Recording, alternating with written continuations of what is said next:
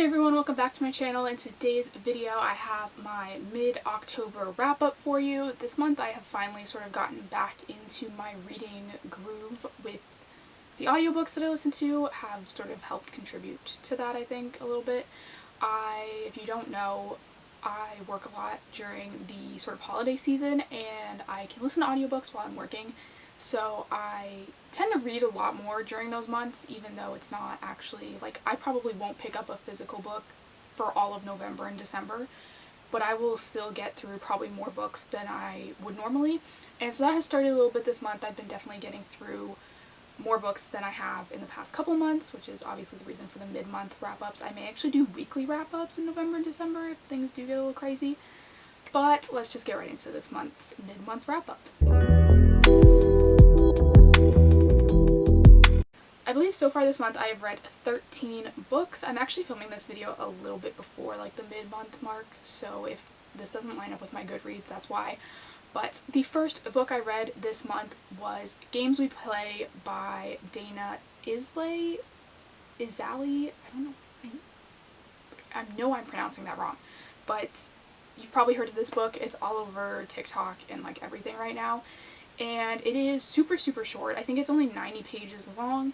And it's basically, obviously, a novella that is a video game, like, streamer who wears a mask all the time. No one knows who this guy is or what, you know, he's like in real life or where he lives or any of that. And this girl goes to interview him for, like, some sort of gaming magazine or something like that. And basically, there doesn't end up being a lot of interviewing going on. Like I said, everyone's heard about this book. You probably know what it's about at this point. But I gave this one 4 stars. I have a really hard time rating novellas because I'm like, there's so little content to really base your rating on that I just sort of feel bad almost giving a novella 4 stars when I would give like a full book 4 stars, you know? And so anyway, that's what I decided to give this one. It was pretty good for what it was. It wasn't anything like too crazy, obviously not a whole lot of depth or anything because it's only 90 pages. But I read this one for a video, so I'll talk about this more in that video. Next, I read Take a Hint, Dani Brown by Talia Hibbert. If you have been on my channel for a while, you know that I absolutely hated Chloe Brown. I didn't like anything about that book, really. I didn't like the characters together. I didn't like the story. I didn't like anything that happened in the book. It wasn't for me. And so I decided after that one I was gonna be done with the series, but I picked this one up because I needed it for a video that is coming out probably next month. And this one was a lot better. I will say that. I gave this one 4 stars, but it's probably more on the cusp of like 3.5 to 4 stars. And this one is about Dani, who sort of ends up falling for this security guard at the building she works at. And there is like this video that comes out about them that goes viral of him carrying her out of this building during like a sort of like fire drill kind of situation. And it goes viral, everyone wants them together, and they sort of fake date to make it seem like they're together because he is getting all of this publicity for this charity he runs, and he's like, if we stay together, like, I'll get all this money and it'll like really help the charity. And so she agrees and they sort of start falling for each other, obviously. But like I said, this one was definitely an improvement on Chloe Brown. Still not like an all-time favorite romance for me, but it was like definitely, like I said, better than Chloe Brown. Next was Den of Vipers by K.A. Knight. I feel like this video is really going to make it obvious what video I have planned with these books, but this one I had no expectations going into it. I had heard that there was no plot, that it was just like 600 pages of mafia smut, that it was just like horrible. I've heard like everything about this book. And I actually didn't think it was that bad, but I think maybe it was because I went into it with such low expectations that I was like, okay, like this wasn't as crazy as I thought it was going to be. And I went in like expecting the absolute worst. So to be honest, anything probably would have been an improvement on what I was expecting. But I gave this like 4 stars. Again, this is probably more 3.5, 4 stars. I really liked, one of the things I like in this book is reverse harem for me is fine, but I like it when the author sort of goes out of their way to make the girl's relationship with each guy different. Like, they're sort of things that she only talks about with like one guy, or things that she only does with one guy, or like whatever. Like they all have their own little things that they sort of build their relationship on. And I prefer that to just sort of when it seems like all the guys are like the same, if that makes any sense. And this book did a really good job of like differentiating I think there's 4 guys in this book. It did a really good job of differentiating not just the guys, but also her relationship with each of the guys. And so I really liked that. Like I said, this is for another video, which I will talk about this more in. I will say, if you're thinking about reading this book has like the most graphic violence I've ever seen in any book I've ever read. And I don't know if it's just because I don't normally read books that would normally have graphic violence in it, but that was what surprised me most about this book, was how much of that there was in it. It was just like, there was a couple times where there were like violent scenes where I was like, okay, maybe this isn't the book for me, you know? But like I said, it definitely turned out to be better than I thought it was going to be, so do with that what you will. Next, I read The Sanatorium by Sarah Pearse. This is one of Reese Witherspoon's book club picks, and I was going to do a video at the end of the year where I like talked about all of her book club picks, and I still might do it, but honestly, I've been looking at the list and I'm like, there's a lot of books on there that I don't really want to read, so I don't know if I'm gonna actually do that video, but we'll see. But this was one of the books on the list. I read it. It was okay. I gave this one 3 stars. It's about a girl who goes to her brother's engagement party at this hotel that was once a sanatorium, has been turned into like a luxury hotel, and then all these people start like going missing or are killed or whatever, and there's all this like sort of like underlying mystery thing going on. But to be honest, I found that like the sort of trope, I guess, or like main plot of this book is something that is so overdone when it comes to sanatoriums and like that sort of genre, or that like plot point within the genre. And so I just found that it was like really underwhelming because it was sort of predictable, and like, not that I knew who was responsible, but just like the whole like digging up of the backstory, like that part wasn't very like new or interesting to me. And so like I said, gave this one 3 stars. Wasn't terrible, but like I wouldn't be in a rush to read it again. Next, I read Hard Hitter by Sarina Bowen. I gave this one 5 stars. This is the 2nd book in the Brooklyn Bruisers series. And I love this series by Sarina Bowen. I think it's like really, really good. They're obviously all hockey romances. This is the 2nd one, like I said. This one follows the team captain who is dealing with like, I think it's like his hip. He's got some kind of like hip issue going on. And they keep insisting that he needs to see the team massage therapist, and he's like, no, I hate people touching me, like I'm not doing that. But they're like, no, like you need to do this, or basically like we're not going to let you play in the game. So he starts going to these appointments with the team massage therapist, who is this girl that he's had a crush on like the entire time he's been on the team, and he's sort of like freaking out, but she's like helping him through it and whatever, and it's just like really cute. I really love this series. Like I said, it doesn't get as much hype as it deserves. It is super good. All of the guys in this series are so sweet. Like I just really love how these books are written. Next was Desperate Measures by Katie Robert. This is another one for that same video. You probably know what it is at this point. This one I gave 3.5 stars to.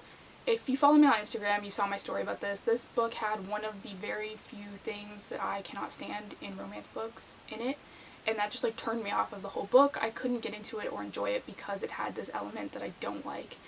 And like I said, I'll talk more about this one in the other video. But yeah, 3.5 stars wasn't my favorite. I do think I'll continue on with the series because I think if the other books don't have that element that I don't like, then I'll be fine. But yeah.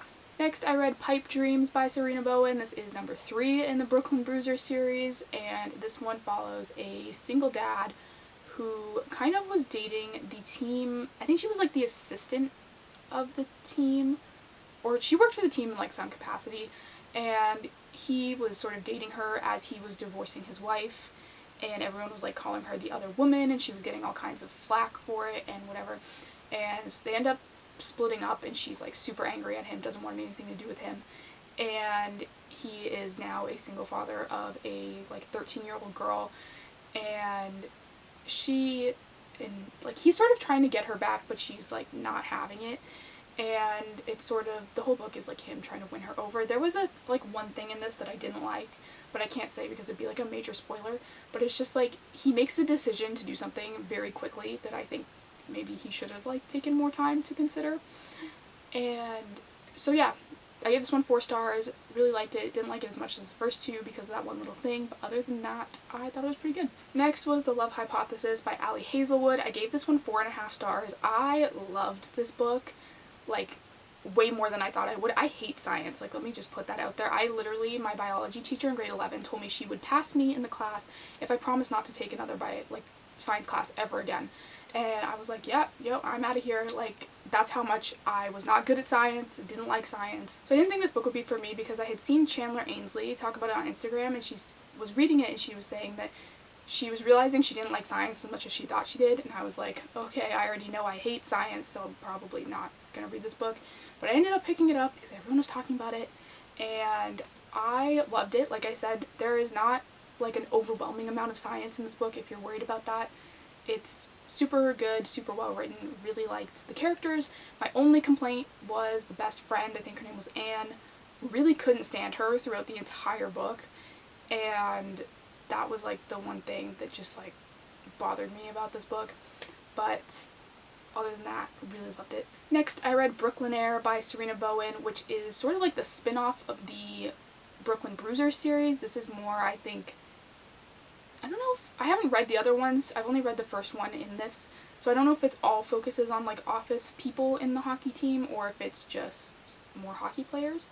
But in this one, it is the owner of the team from the Brooklyn Bruiser series, and this one I was a little underwhelmed with, mostly because you see so much of these two characters in the first 3 books that I didn't feel like there was a lot of sort of new story in this book by the time it got to them, because there had been so many little moments of them within the other books that this book also went back and covered. And so I just like, I didn't feel like I got as much new stuff as I wanted out of this book. I gave it 4 stars because like I do really like this series and I do like the characters, but like I said, I think it could have used a little bit more sort of expansion on things that weren't mentioned in the other books. Next, I read Make It Sweet by Kristen Callihan. This one has been recommended to me a lot because, you know, I love hockey books, all of them, always. And this one, I was a little surprised people are like really hyping this one up as a hockey romance because the guy in it doesn't really play hockey anymore and he's not really a hockey player. And so to me, this one just didn't really scream hockey romance. I did like it, but I don't think I would promote it as a hockey romance. I gave this one 4 stars. Really liked it. It's not a new all-time fave, but did love it. It is about a hockey player who sort of, like I said, he has to leave the game. He gets a concussion and he's worried that he is basically going to die if he hits his head again. And so he leaves hockey. He's at this like sort of like ranch, I guess, that his grandmother owns, or like a bed and breakfast kind of thing. And this girl shows up at the same time to sort of hide away, and she's basically on like the book equivalent of Game of Thrones. Like, she's an actress, and she just found out that she was killed off this show, so she goes to this sort of secluded bed and breakfast thing to, like, hide away from the world while the season is airing and stuff, because no one knows that she's gonna get axed. And so it was, like, really, like, I like that dynamic, that they're both sort of, like, had these huge careers and are kind of, like, now also, like, sad because things aren't going their way. And so I did like that sort of part of it, but like I said, I wouldn't really consider this a hockey romance, but did really like it. Next, I read Infinite Country by Patricia Engel. This was another one of Reese's book club picks, and I didn't rate this one because I feel like I can't rate this one. I rate books on, like, how much I enjoy them, how, like, I enjoy the reading experience, how they make me feel, whatever.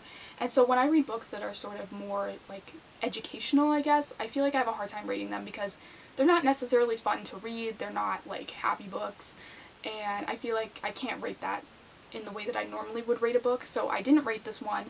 This one focuses on essentially illegal immigrants in the US and, like, how, like, deportation has affected their family and all of these different things. But my one complaint with this book was I listened to the audiobook and I found it very hard to know whose perspective it was from, because the audiobook narrator, like, never said, and they would just, like, change perspectives all of a sudden, and it would take me a little while to figure out who was even talking, and they not only bounced back and forth between characters, but also between, like, the past and the present, and, like, people in different locations. Like, I was constantly trying to figure out, like, where we were and what was happening, because it seemed to jump around so much with, like, no explanation, which I wasn't really a fan of. And there was even a point at the middle, I think, where the author, like, came in and was, like, did a little speech thing and then disappeared, and I was like, was that part of the story? And I don't know, I found I was very confused listening to this one.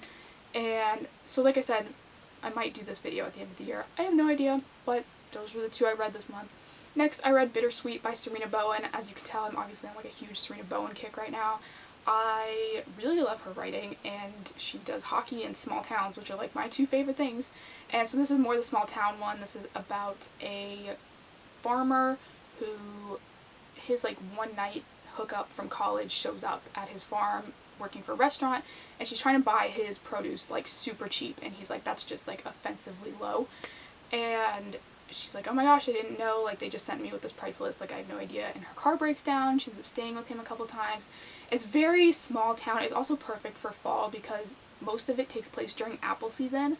So they're like making cider and going to these little markets, and it's just like really cute and super fall vibes. If you're looking for a fall romance that's not like paranormal, this is like a really good one for that.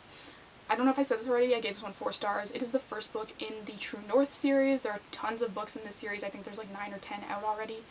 And they're all small town like romances, which obviously I really love. The last book I read this month was Cool for the Summer by Dahlia Adler. I hope I'm saying that right. This one I didn't love, gave this one 3.5 stars, but I think for me it was more the fact that it was YA. I haven't been loving YA as much recently as I have in the past, but I have been trying to read some of it because I do want to be able to recommend those books, but it wasn't for me just because, like I said, I'm like over the whole like high school drama sort of thing. And this one is like super short though, like the audiobook is only 6 hours long, and it's about a girl who goes away for the summer and spends the whole summer sort of dating this other girl, and then comes back to school, and all of a sudden the guy that she's had a crush on for years is paying attention to her and asking her to homecoming and all of these things, and she's like, whoa, this is crazy, like all of a sudden I'm getting everything I wanted, but now I don't know if I actually want this guy or if I want that girl from the summer.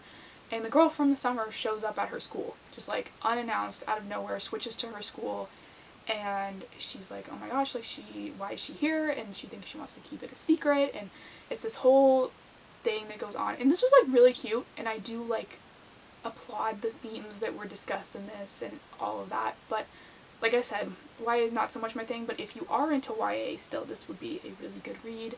Like I said, I am going to do a video, I think, on YA Rex in the not so distant future, so I will probably read some more coming up to sort of get into that. But anyway, that is the last book that I have read so far this month. Thank you guys so much for watching. Don't forget to hit the subscribe button down below. I do new book videos every single week, and I will see you next time.